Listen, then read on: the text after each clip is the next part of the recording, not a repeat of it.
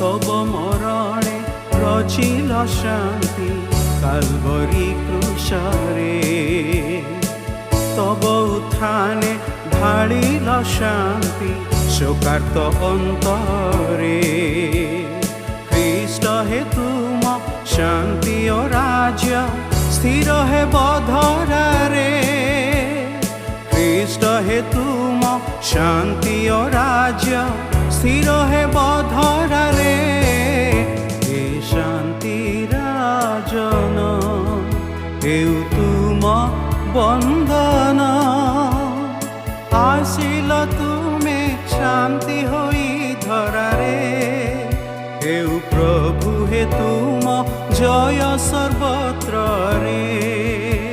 प्रिय श्रोता बंधु प्रभु जीशु ख्रीष्टंक सर्वोच्च नाम रे आपन को शुभेच्छा। पवित्र बाइबल रो माथ्यू लिखित सुसमाचार 12 अध्याय 9 पदरे आमाने इपरि पाठ करू से सही स्थान प्रस्थान करी सेमानक समाज गृह रे प्रवेश कले।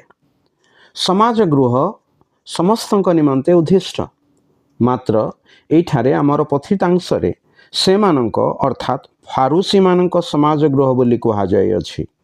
एई लोक माने निजर रीतिनीति और व्यवहार द्वारा बाहरु अति धार्मिक देखा जाती मात्र भितरु से माने फंपा अबोध से माने केवल भौतिक और शारीरिक नीति अनुसार चलती सेमानक समाज गृह मानकरे केवल एहीपरि लोके रहंती।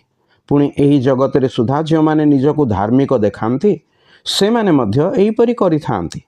तेबे मनुष्य निजर एही पापर भयानक अवस्थारु किपरि रक्षा पाई पारे कारण शेष विचारर दिन रे मनुष्य उपर ईश्वरंकर क्रोध प्रकाशित हेब।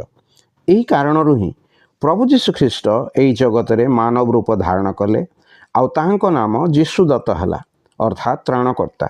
से मनुष्य निमंते परित्राणर पथ अपना क्रूसीय बलिदान द्वारा प्रस्तुत कले।